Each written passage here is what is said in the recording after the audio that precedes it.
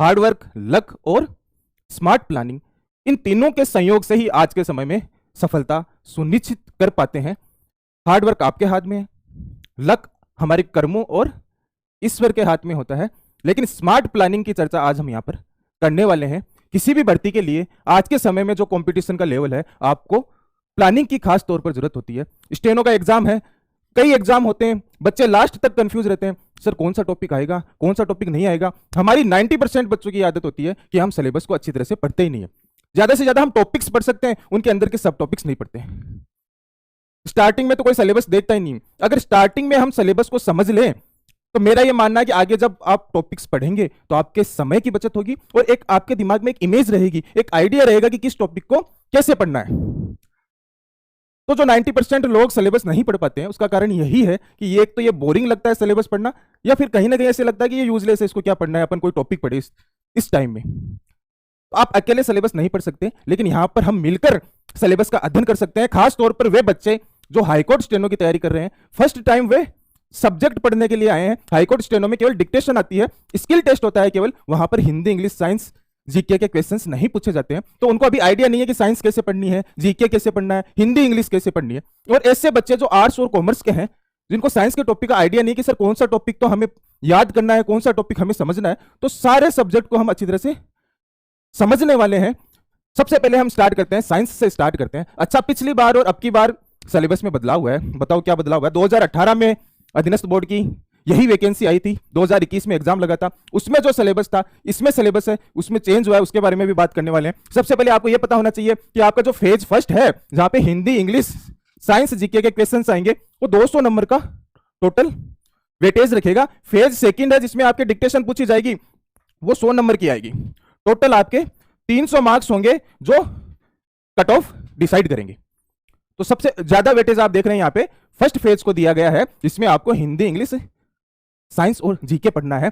Science से start करते हैं। साइंस में क्या पूछा है? अच्छा, साइंस और जीके का पेपर है, वो क्या होगा, एक पेपर होगा आपका 3 घंटे का साइंस और जीके का, एक पेपर होगा आपका 3 घंटे का हिंदी और इंग्लिश का। साइंस और जीके वाला पेपर, हिंदी और इंग्लिश वाला पेपर, हिंदी इंग्लिश में आपके 75 मार्क्स का हिंदी होगी और 75 मार्क्स की आपके इंग्लिश होगी, इक्वल वेटेज होगा। तो 100 नंबर का टोटल ये पेपर होगा और 100 नंबर का आपके जो अगला पेपर होगा उसमें आपके क्या आएगी, साइंस और जीके आपके सेकंड पेपर में आएगी।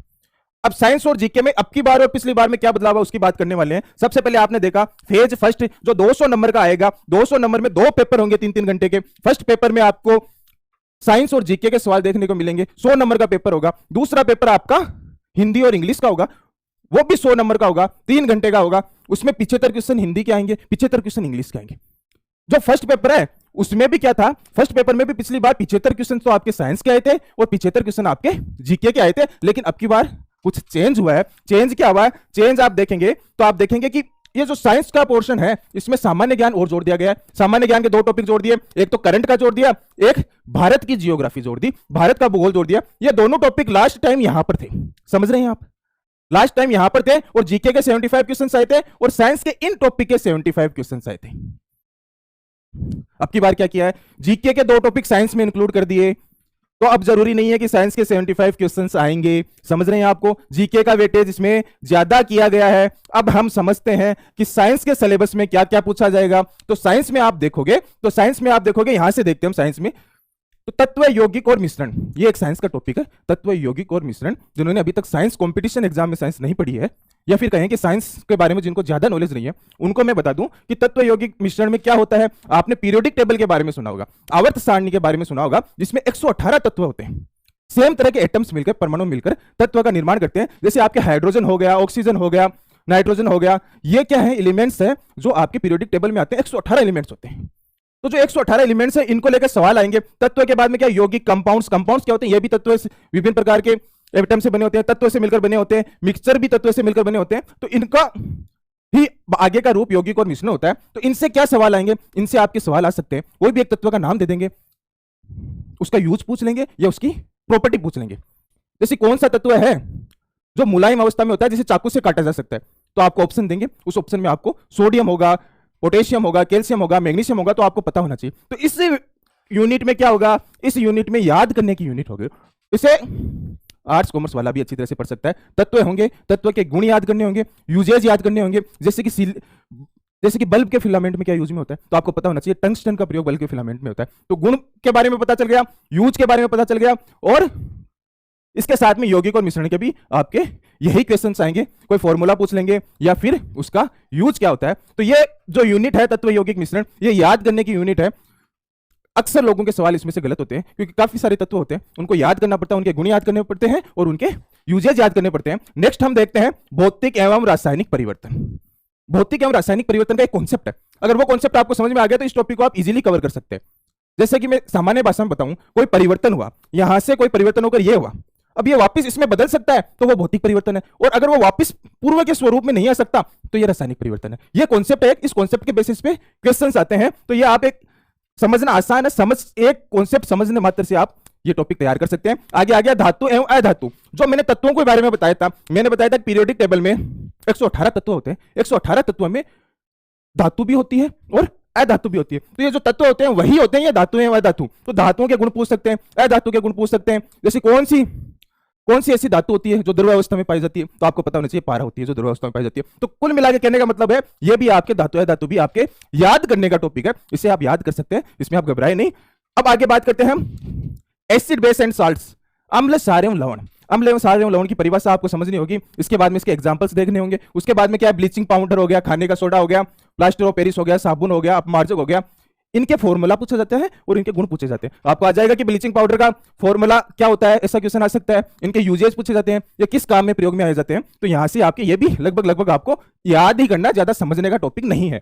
उसके बाद आप देखेंगे प्रकाश का परावर्तन, इसके नियम, लेंस के प्रकार और मानव आंख। उसके बाद में एक टॉपिक और है विद्युत धारा। ये जो दो टॉपिक है ये पूरे समझने के टॉपिक है, फिजिक्स के टॉपिक है।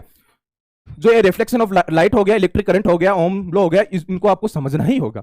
इसमें से न्यूमेरिकल भी आते हैं, वो भी आप तभी कर पाओगे जब आपको इनका कॉन्सेप्ट समझ में आएगा। तो ये समझने के टॉपिक है, इसके लिए आपको किसी टीचर की हेल्प चाहिए।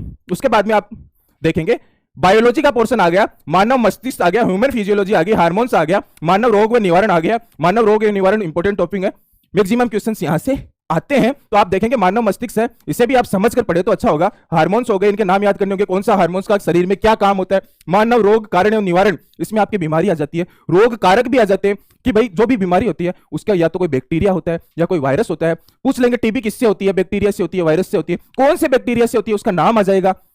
टीके आ जाएंगे कि बीसीजी का टीका कहां लगता है, कौन सी बीमारी में लगता है। तो इस तरह के क्वेश्चन यहां से आने वाले हैं। फिर आगे जंतु एवं पादपों का आर्थिक महत्व है, यहां पर जंतु एवं पादपों के आपको आर्थिक महत्व के बारे में क्वेश्चंस पूछे जाएंगे। और जो लास्ट टॉपिक है उसमें बायोमास, ऊर्जा के विभिन्न स्रोत, पारिस्थितिक तंत्र, मेंडल के आनुवंशिकता के नियम और गुणसूत्र। यहां पर आपके इकोलॉजी और जेनेटिक्स आ गई। पारिस्थितिकी में क्या होता है, हमारे आसपास का पर्यावरण होता है। पारिस्थितिकी के बारे में खाद्य श्रृंखला हो गई, खाद्य जाल हो गया, कैसे एक जीव दूसरे जीव पे निर्भर है, आसानी से समझ सकते हैं, कोई बड़ी बात नहीं है। जेनेटिक्स में जरूर आपको थोड़ा जोर आ सकता है। जेनेटिक्स में क्या आता है, मेंडल के आनुवंशिकता के नियम है, ये अगर आप समझ के पढ़ो तो इजीली आप याद कर सकते हैं, आपके टॉपिक इजी हो जाएंगे अगर समझ में आ जाए तो। क्रोमोसोम भी एक जेनेटिक्स का टॉपिक का ही पार्ट होता है। जेनेटिक्स क्या होती है, आनुवंशिकता क्या होती है, एक पीढ़ी से दूसरी पीढ़ी में जो गुणों का संचरण होता है उसको हम क्या कहते हैं, उसको हम आनुवंशिकता कहते हैं। आनुवंशिकता के नियमों के बारे में यहां पर दिया गया। तो ये हो गया साइंस का सिलेबस। इसमें मैंने आपको बताया कौन सा टॉपिक तो आपके पढ़ने लायक है, याद करने लायक है, और कौन सा टॉपिक आपके समझने लायक है। देखते हैं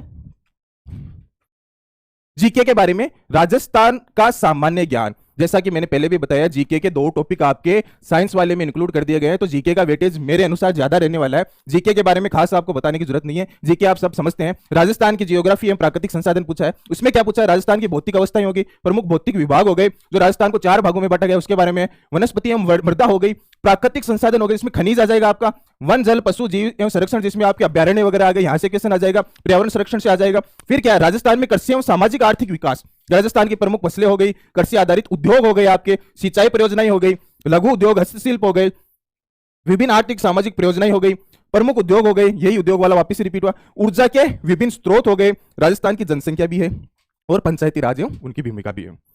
राजस्थान की हिस्ट्री आएगी, राजस्थान का कल्चर आएगा। हिस्ट्री में क्या क्या आपके प्राचीन सभ्यताएं, मध्यकालीन राजस्थान के उज्जवल पक्ष, राजस्थान की रियासतें एवं ब्रिटिश संधियां 1857 एवं राजस्थान किसान एवं जनजातीय आंदोलन हो गया, प्रजामंडल आंदोलन हो गया, एकीकृत राजस्थान हो गया, महिलाओं की राजनीतिक चेतना में विकास में भूमिका हो गई।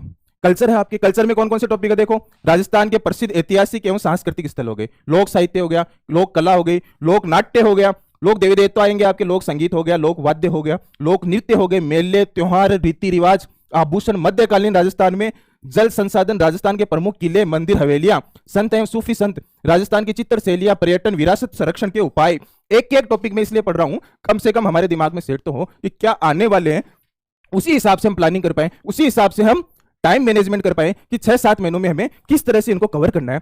इसीलिए मैं एक एक शब्द को रिपीट कर रहा हूं। यहां पे आप देखेंगे आगे तो पहला जो पेपर है जो 100 नंबर का पेपर होगा, लास्ट टाइम इसमें क्या हुआ था 150 क्वेश्चन आए थे, दोनों पेपर में नेगेटिव मार्किंग नहीं है, ये ध्यान रखना आप। No negative marking, negative marking आपको देखने को नहीं मिलेगी।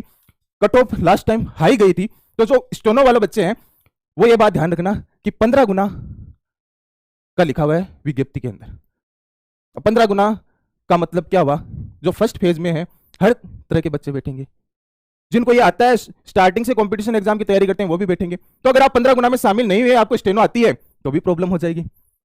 तो आपको इस पेपर को भी सीरियसली लेना है, स्टेनो को भी सीरियसली लेना है, दोनों को आपको इस तरह से बैलेंस करके चलना है कि इसमें भी आप 15 गुना में आ जाओ और आगे स्टेनो में भी आपको प्रॉब्लम नहीं है। तो ये फर्स्ट पेपर हो गया, 100 नंबर का पेपर होगा, 150 क्वेश्चन आएंगे। उसके बाद में हम सेकंड पेपर की बात करते हैं। इसमें साफ साफ दिया गया है 75 क्वेश्चन आपके हिंदी के आएंगे और 75 क्वेश्चन आपके इंग्लिश के आएंगे, नेगेटिव मार्किंग होगी नहीं। ये सेकंड पेपर होगा आपका, जिसमें हिंदी होगी और इंग्लिश होगी। हिंदी और इंग्लिश में आप देखेंगे तो इन्हें हम 2 भागों में बांट सकते हैं, एक तो ग्रामेटिकल पोर्शन हो गया, एक तो व्याकरण का भाग हो गया, और दूसरा वोकेब हो गई आपके। हिंदी में जैसे संधि और संधि विशेष, समास, भेद समास हो गया, उपसर्ग प्रत्यय हो गए, आपके ध्वनि है उसका वर्गीकरण हो गया। अच्छा, ध्वनि है उसके वर्गीकरण में क्या आएगा, ध्वनि और उसके वर्गीकरण में आपके वर्ण वाला टॉपिक आएगा, वर्ण विचार वाला टॉपिक आएगा। जिस चैनल पे आप वीडियो देख रहे हैं उस पे हिंदी व्याकरण पढ़ाई जाती है, हिंदी व्याकरण का ये चैनल है। हिंदी व्याकरण को हम कॉन्सेप्ट से समझाने का प्रयास करते हैं। संधि समास जैसे टॉपिक है उसमें याद नहीं करवाया जाता है, आपको समझाया जाता है कि कैसे 2 शब्द मिलते हैं, एक नए शब्द का निर्माण करते हैं। हर एक छोटे छोटे बिंदु को समझाने का प्रयास मैंने किया है। तो इस चैनल से आप जुड़ सकते हैं, चैनल को सब्सक्राइब कर सकते हैं और यहां से आप हिंदी पढ़ सकते हैं। तो हिंदी और इंग्लिश में आप देखेंगे एक ग्रामेटिकल पोर्शन हो गया और एक वोकेब पोर्शन हो गया। ग्रामर के टॉपिक सब पढ़ लेंगे, जैसे इंग्लिश की आप बात करेंगे तो टेंस हो गया, एक्टिव पैसिव हो गया, नरेशन हो गया, ये सब पढ़ लेंगे और क्वेश्चंस भी लगभग सब सही कर देंगे। लेकिन खास तौर पर वोकेब वाला पार्ट इंग्लिश में हम देखें, सिनोनिम्स एंटोनिम्स हो गए, ये सबके वीक रहते हैं। सिनोनिम एंटोनिम्स वाला टॉपिक हो गया और आपके ऑफिशियल टेक्निकल टर्म्स हो गए। ये टॉपिक क्या होते हैं, ये याद करने के टॉपिक होते हैं। लोग बाग इसमें क्या बोरिंग भी होते हैं तो ज्यादा टाइम नहीं देते हैं। तो आपको इसमें क्या करना है कि ग्रामर के साथ साथ में रोज 10-20 सिनोनिम एंटोनिम भी आपको याद करने हैं। ये ऑफिशियल टेक्निकल टर्म्स है, इनको भी याद करनी है। तो इन दोनों टॉपिक में आप देखेंगे, हिंदी तो यहां पर इस चैनल पे मैं आपको करवा दूंगा। हिंदी में आप देखेंगे तो मेरे अनुसार हिंदी को मैं इस तरह से डिवाइड करता हूं कि संधि, समास, उपसर्ग प्रत्यय, विराम चिन्ह, ध्वनि है उसका वर्गीकरण, ये तो आपको अच्छी तरह से समझा दिया जाएगा।